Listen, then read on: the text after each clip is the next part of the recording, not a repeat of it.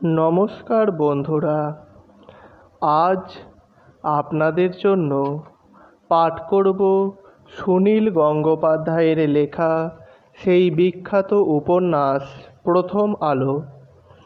আজ প্রথম আলো উপন্যাসের 20তম পর্ব। তো চলুন শুরু করা যাক আজকের উপন্যাস। চন্দননগরের মোরান সাহেবের বাগান বাড়িটি ছেড়ে দিতে হলো। উদ্দেশ্য ছিল 3 জনে মিলে কাব্য ও গান নিয়ে মেতে থাকা ও প্রকৃতি সম্ভোগ। কিন্তু জ্যোতিরিন্দ্রনাথকে নানা কাজে প্রায়ই কলকাতায় যেতে হয়। আসা যাওয়ায় অনেক সময় খরচ হয়। জ্যোতিরিন্দ্রনাথ কলকাতায় ফিরলেন বটে, কিন্তু জোড়াসাঁকোর বাড়ির অত ভিড়ের মধ্যে থাকতে চাইলেন না। চৌরঙ্গী পাড়ায় একটি সুদৃশ্য অট্টালিকা ভাড়া নিলেন। এই অঞ্চলটিতে অধিকাংশ বাড়ি ইংরেজ, আর্মেনিয়ান ও পার্সিদের। বেশ নিরিবিলি ও পরিচ্ছন্ন। সবচেয়ে বড় গুণ, পথ চলার সময় কিংবা কোনো বাড়ির বারান্দার দাঁড়ালে দুর্গন্ধ সহ্য করতে হয় না। রাস্তার পাশে কাঁচা ড্রেনগুলি ঢেকে সম্প্রতি এখানে পাথরের ফুটপাত বানানো হয়েছে। রাত্রির বেলাতেও নিশ্চিন্তে হাঁটা যায়। কোনো পগারে পদস্খলনের ভয় নেই। গ্যাসের আলোয় ঝলমলে এই পথটির সঙ্গে লন্ডনের যে কোনো রাজপথের তুলনা করা যায়। এই চৌরঙ্গির ওপরই জাদুঘরের প্রাসাদ। তার পাশের রাস্তাটির নাম সদর স্ট্রিট। সেই গলির 10 নম্বর বাড়িতে শুরু হলো কাদম্বরী দেবীর নতুন সংসার। ঘরগুলি সাজাবার জন্য প্রচুর নতুন আসবাবপত্র কেনা হলো। পালঙ্ক, আলমারি, ওয়ার্ড্রোব, বড় বড় বেলজিয়াম কাচের আয়না, সাদা কাঁচ করার বিলিতি পুতুল। বারান্দায় বসানো হলো চীনেমাটির স্ট্যান্ড। হক সাহেবের বাজার থেকে প্রতিদিন সকালে আসে টাটকা ফুল। কাদম্বরী নিজের হাতে সাজাতে ভালোবাসেন। একবার একখানা ঘর সাজান, পছন্দ না হলে আবার বদলে ফেলেন সব কিছু। রবি কোথায় থাকবে তা নিয়ে প্রথম দিকে কিছুটা সংশয় দেখা দিয়েছিল। জোড়াসাঁকোর বাড়িতে তার একটি নিজস্ব ঘর আছে, তা ঠিক, কিন্তু দাদা বৌদিদিরা অন্যত্র বসবাস শুরু করলে জোড়াসাঁকোয় তার মন টিকবে কেন? জ্যোতিরিন্দ্রনাথ অবশ্যই রবিকে তাদের সঙ্গে থাকার জন্য আহ্বান জানিয়েছিলেন। সদর স্ট্রিটের বাড়িটির একেবারে শেষ প্রান্তে একটি বিশাল বারান্দাওয়ালা ঘর তার জন্য নির্দিষ্ট হয়েছিল। কিন্তু ওদিকে বিরজিতলাওয়ের বাড়িতে জ্ঞানদানন্দিনীও তাকে বারবার থাকতে বলেছেন। ও বাড়িতে সুরেন আর বিবি তাদের রবিকাকে কাছে পাবার জন্য সব সময় আবদার করে।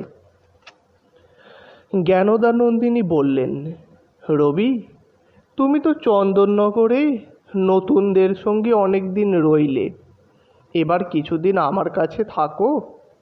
বিলেতের সেই সব দিনগুলোর কথা ভুলে গেলে? সন্ধেবেলা তুমি বাচ্চাদের নিয়ে গান গাইবে, আরও লোকজন ডেকে পার্টি হবে। রবি ঠিক করল সে এবারে বিরজিতলাওয়ের বাড়িতেই থাকবে। অনুমতি নেবার জন্য সে এলো সদর স্ট্রিটের বাড়িতে। কাদম্বরী তখন রবির ঘরটিতেই পর্দা সাজাচ্ছিলেন। প্রশস্ত পালঙ্কের ওপর ধপধপে বিছানা। শিয়রের দুদিকে লম্বা স্ট্যান্ডের ওপর ফুলদানিতে গুচ্ছ গুচ্ছ সাদা ফুল। রবি যদিও বিছানায় উপুর হয়ে শুয়ে বুকে বালিশ দিয়ে লেখে, তবু তার জন্য আনা হয়েছে নতুন লেখার টেবিল ও চেয়ার। পাশের ওয়ার্ড্রোবটিও সাদা রং করা। জানলায় টাঙানো হচ্ছে সাদা লেসের পর্দা। সারা ঘরটিতেই রয়েছে শুভ্র স্বাচ্ছন্দ্যের আবহাওয়া।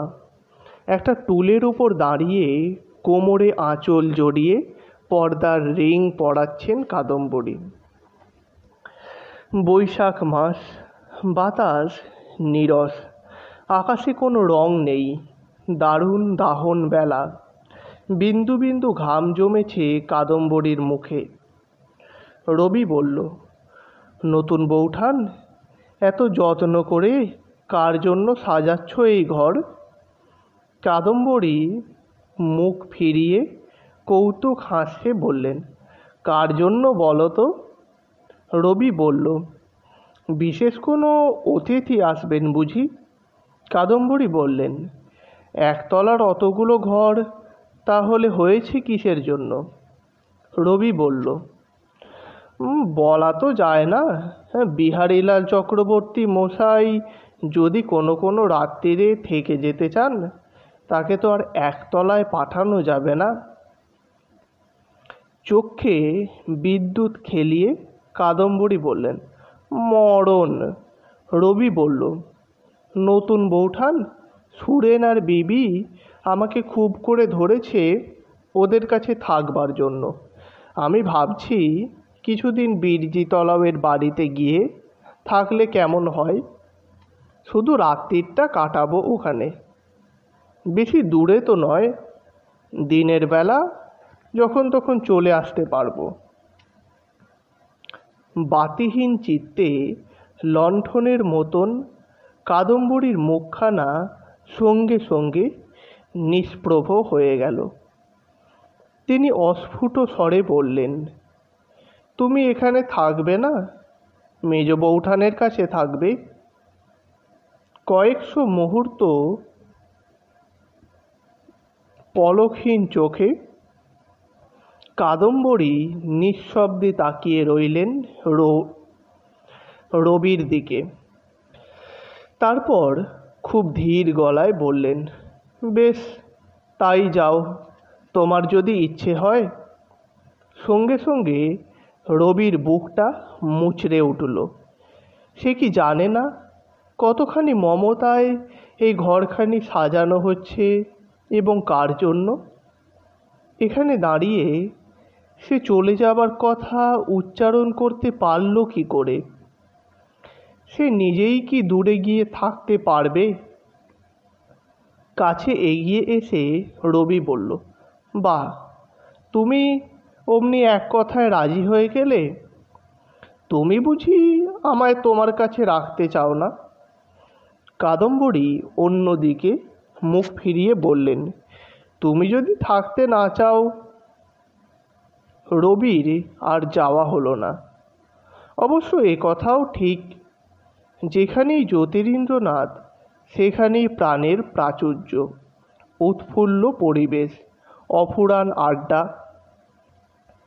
প্রায় সকালে চলে আসেন অক্ষয় চৌধুরী, প্রিয়নাথ সেন, জানকীনাথ ঘোষালের মতন বন্ধু ও আত্মীয়রা।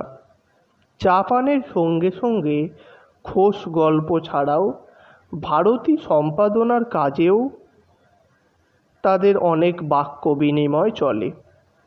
এই মাসিক পত্রিকাটির সম্পাদক হিসেবে বড়দাদা দ্বিজেন্দ্রনাথের নাম ছাপা থাকলেও তিনি বিশেষ সময় দিতে পারেন না। রচনা নির্বাচন থেকে প্রেসে ছাপানো ও ঠিক সময়ে বিলি বন্দোবস্ত করার সব দায়িত্বই জ্যোতিরিন্দ্রনাথের। সম্প্রতি রবি কবিতা বিভাগটির ভার নিয়েছে। সে উদীয়মান কবিদের কাছ থেকে কবিতা সংগ্রহ করে আনে। রচনাগুলি প্রেসে পাঠাবার আগে জ্যোতিরিন্দ্রনাথ এক একটি হাতে নিয়ে উচ্চ কণ্ঠে পাঠ করেন। উপস্থিত ৩-৪ জন শ্রোতা কখনো তারিফ করেন, কখনো অংশ বিশেষ সম্পর্কে আপত্তি জানান। মূল লেখকরা সবাই ঠাকুর বাড়ি সম্পর্কিত। পরিমার্জন ও পরিবর্তনের জন্য তাদের অনুরোধ জানাতে কোনো অসুবিধে নেই। কোনো লেখার মূল বক্তব্যের সঙ্গে সম্পাদক মণ্ডলীর গুরুতর মতভেদ থাকলেও তা বর্জন না করে মুদ্রণ করা হয়। সম্পাদকের পক্ষ থেকে প্রতিবাদও যোগ করা হয় সেই সঙ্গে। রবি যখন বিলেত থেকে পারিবারিক দাসত্ব নামে অতি উগ্র প্রবন্ধটি পাঠিয়েছিল, তখন সেটি ছাপিয়ে দ্বিজেন্দ্রনাথ ওই অল্প বয়স্ক স্পর্ধিত লেখকের বক্তব্যের প্রতিবাদও জানিয়েছিলেন সম্পাদকীয়তে। নির্বাচক মণ্ডলীর এই আসরে কাদম্বরী এসে বসেন না কখনো, তিনি থাকেন আড়ালে আড়ালে।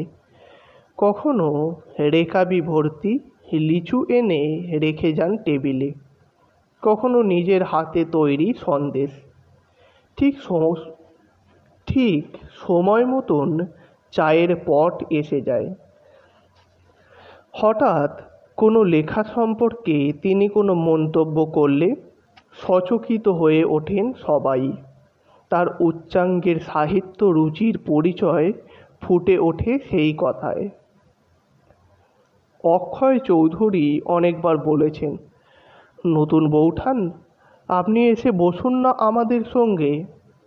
কাদম্বরী সলজ্জভাবে ঘাড় নেড়ে বলেন, না না, আমি আপনাদের জন্য শরবত নিয়ে আসছি। কাদম্বরী কিছু লিখতেও চান না। জ্যোতিরিন্দ্রনাথ অনেক অনুরোধ করেছেন।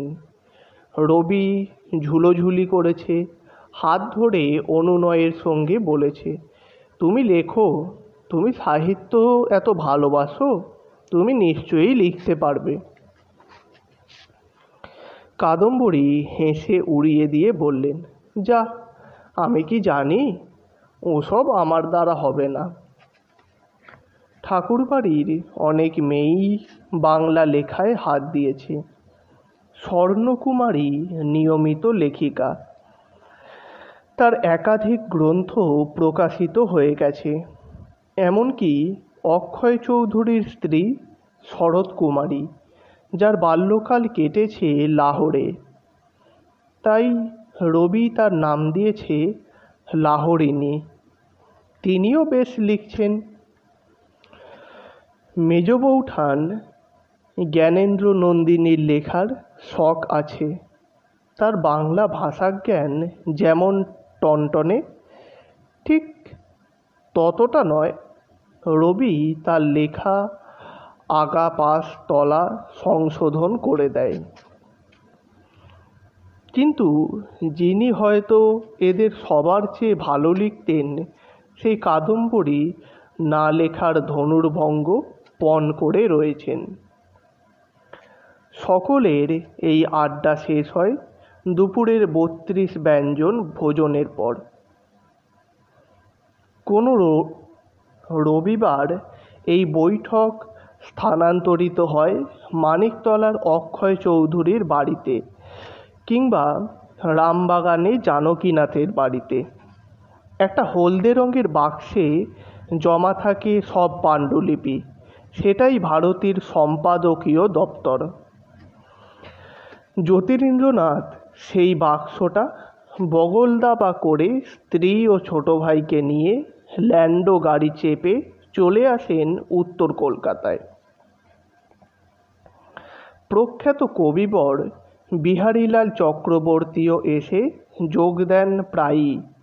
সকাল ও দুপুরগুলি জমজমাটভাবে কেটে গেলেও বিকেলের পর বাড়িটি যেন স্তব্ধ হয়ে থাকে। জ্যোতিরিন্দ্রনাথ প্রায়ই সন্ধ্যের সময় বাড়িতে থাকেন না।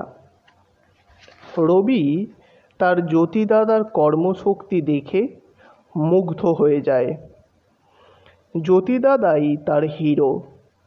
এ দেশে কত মানুষ শুধু একটা চাকরি কিংবা জীবিকা নির্বাহের জন্য কোনো উপায় পেয়েই ধন্য হয়ে সারা জীবন কাটিয়ে দেয়। কেউ বড়জোর সামান্য শখে তবলা পেটায় বা বাঁশি ফোঁকে। কেউ কবিতা রচনা শুরু করেই নিজেকে মহাকবি ভেবে ফেলে, অন্যদের গালমন্দ শুরু করে দেয়। শ্রেষ্ঠত্বের সাধনা নেই, উচ্চাকাঙ্ক্ষার সঙ্গে কঠোর পরিশ্রম ও ঝুঁকি নেবার সাহস থাকে না অধিকাংশ মানুষের। জ্যোতিরিন্দ্রনাথ এই অসাধারণ ব্যতিক্রম।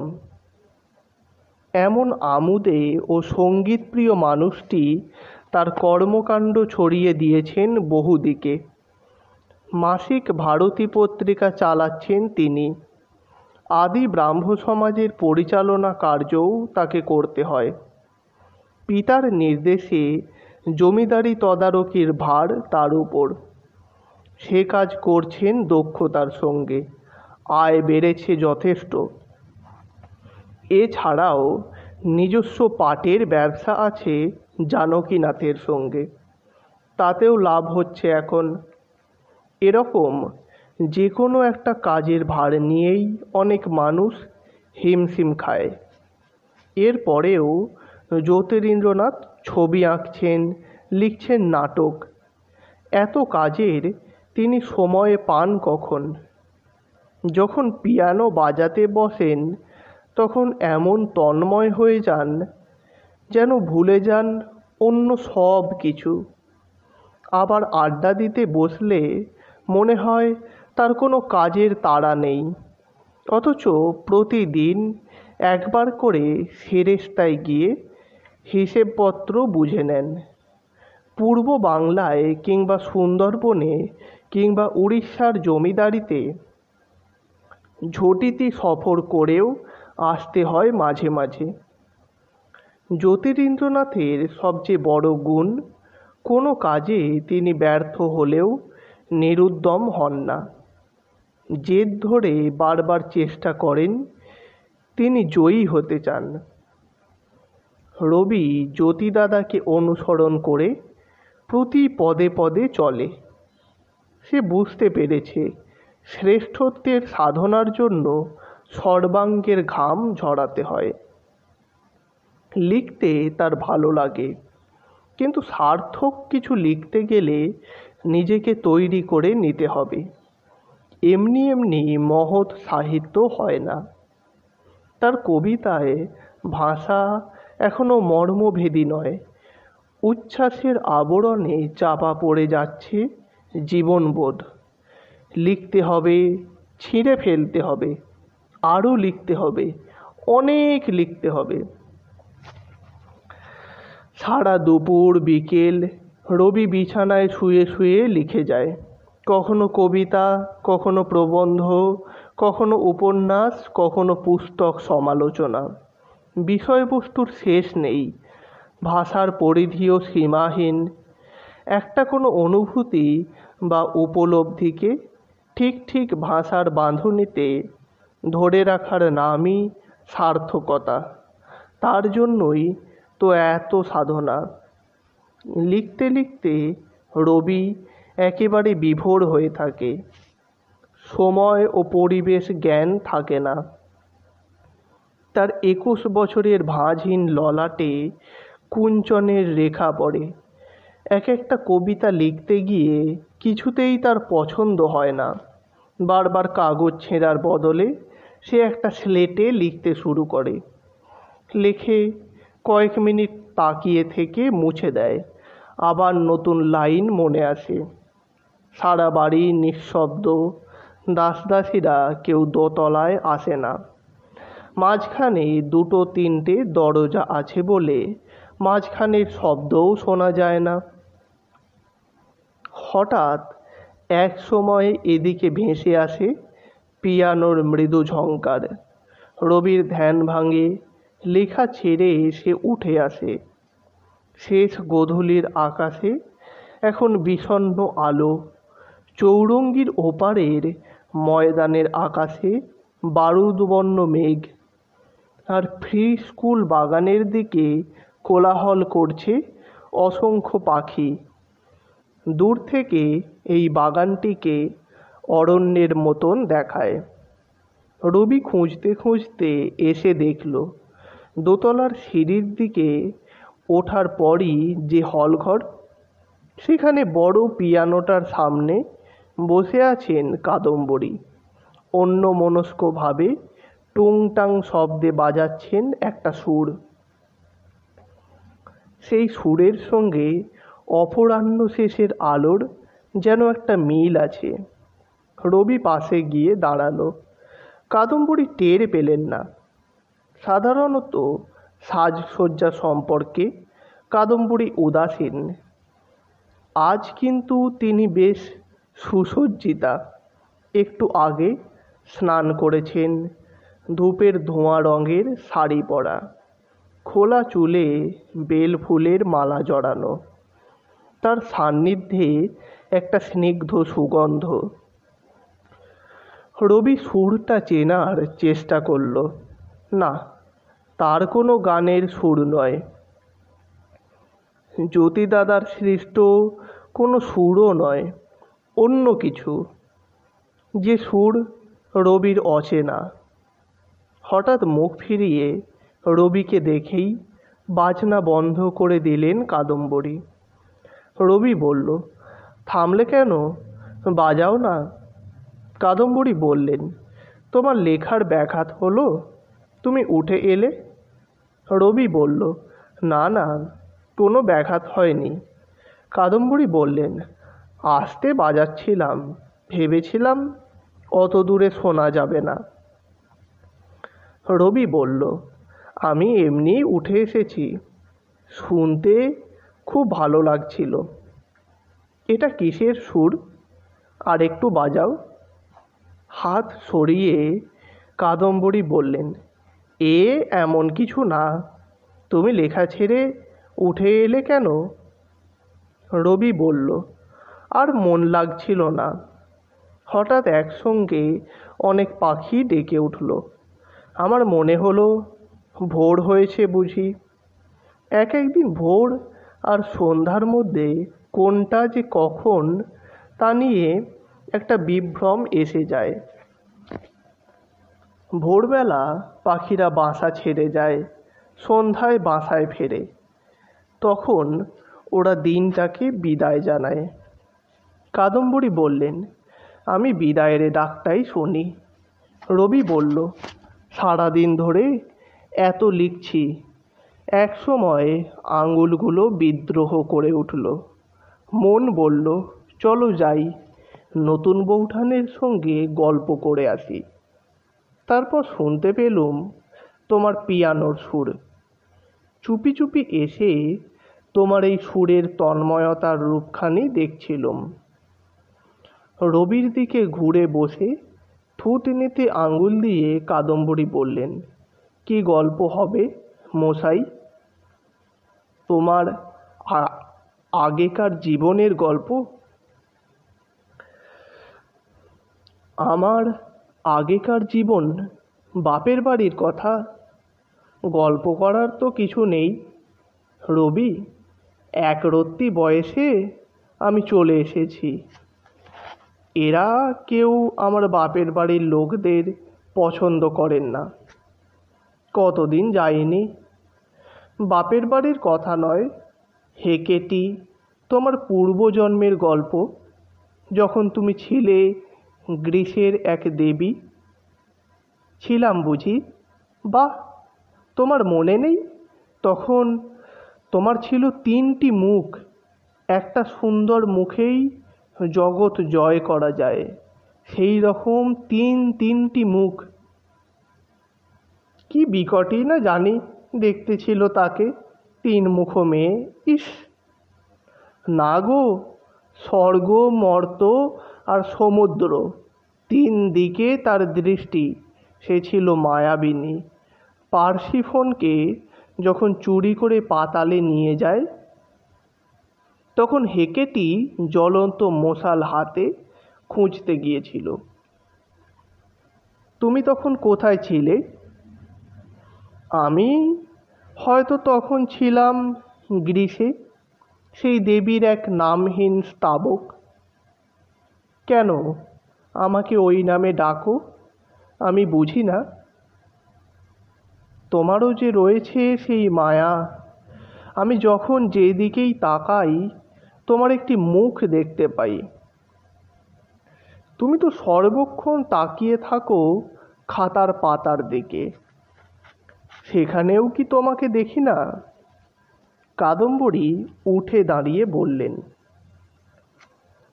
তোমার ঘরে বুঝি বাতি জ্বেলে দেয়নি এখনো? দেখি গিয়ে। রবি বলল, দাঁড়াও, অত ব্যস্ত হবার কিছু নেই। আজ এত সাজগোজ করেছ, জ্যোতিদাদা বুঝি তোমায় কোথাও নিয়ে যাবেন? কাদম্বরী উদাসীনভাবে বললেন, নিয়ে যেতে চাইলেই আমি যাচ্ছি, আর কি। কোথাও যাব না। শুধু নিজের জন্য বুঝি সাজতে নেই? রবি বলল, চলো একবার ছাতে যাব।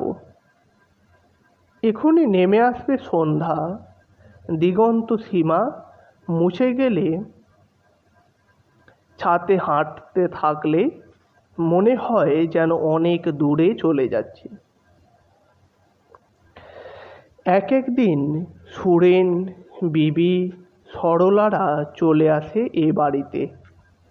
কাদম্বরী বাচ্চাদের ভালোবাসেন খুব, যত্ন করে ওদের খাওয়ান, ওদের সঙ্গে খেলা করেন। রবিও লেখা ছেড়ে উঠে এসে হইচই করে যোগ দেয়। 10 বছরের বিবি রবির খুব ন্যাওটা। সে সব সময় রবির এক হাত ধরে কাছ ঘেঁষে বসে থাকে। যুগ পাল্টাচ্ছে। কিছুদিন আগেও বিবির বয়সী মেয়েদের কবে বিয়ে হয়ে যেত। এখন তার বিয়ের কথা কেউ চিন্তাও করে না।